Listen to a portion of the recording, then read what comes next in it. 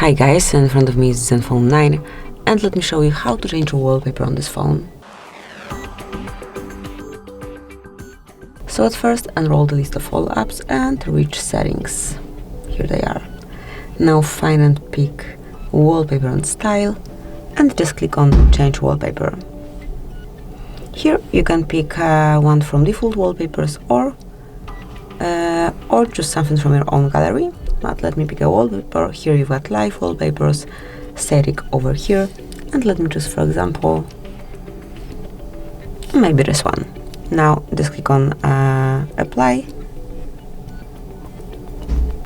wait a couple of seconds, and as you can see your home screen has been changed. Obviously you can also change your lock screen wallpaper, so let me just mark lock screen, and now we can apply, for example, this one here. Tap on apply. And that's it. As you can see, from now on, you've got brand new wallpaper, and also this brand new picture is covering your lock screen. So that will be all. This is it. Thank you for watching. Please subscribe our channel and leave the thumbs up.